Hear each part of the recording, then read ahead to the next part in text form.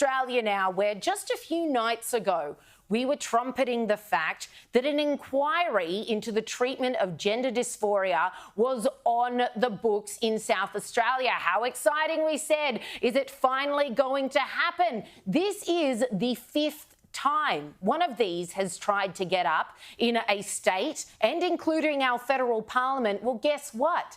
Premier Malinauskas has just killed it dead. He says, I am not too sure if a parliamentary inquiry that would be highly political in nature and that would only seek to perpetuate the culture wars is the best way to do a proper examination of medical policy. These are questions of science in terms of best practice in medicine, as distinct from a political forum for people to prosecute the culture wars, which I think people know I'm not particularly keen on. Premier Malinauskas, you are a lily-livered, yellow-bellied coward. And we are sick to death of Labor politicians in this country talking about the culture wars. You did the exact same thing to Dutton about Australia Day. Oh, the culture wars. We're not getting caught up in that.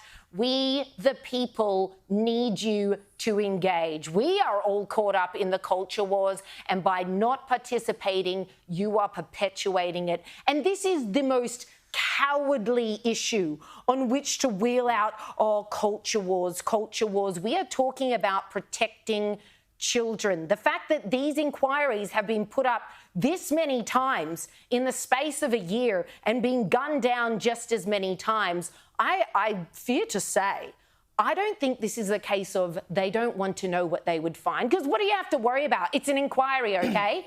No, we're not talking about making legislation. We just want to look into it.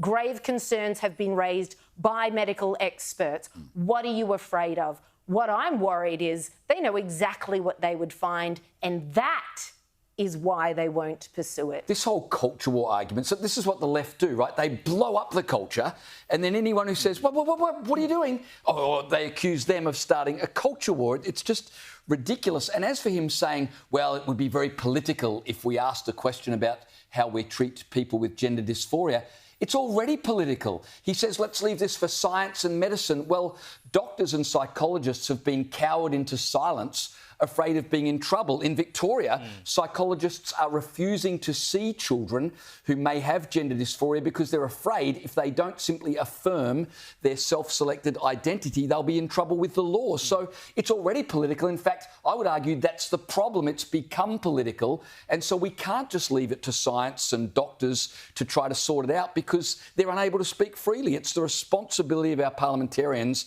to look at what's going on and to start to unpack this, because it's children's lives that are at stake. Yeah, I'm really disappointed to see Peter Malinauskas use this culture war language, because he is generally a pretty pragmatic politician, and on issues like this, when it comes to morality, he and the Labor Party in South Australia have generally given their MPs a conscience vote. And this is a good time to remind people that in the Liberal Party, you always have a conscience vote. You do not have to vote along party lines, whereas in the ALP, by default, you have to vote along the party lines unless the caucus gives you permission to do otherwise. And what he has done here is denied his MPs, and there were Conservative MPs in the Labor Party who were willing to support this inquiry. He has denied them the opportunity to vote with their conscience. He has forced them to vote how he wants them to vote, which is a disgrace. On a matter like this, you ought to be able to vote with your conscience. And I know there would have been people in the ALP who would have voted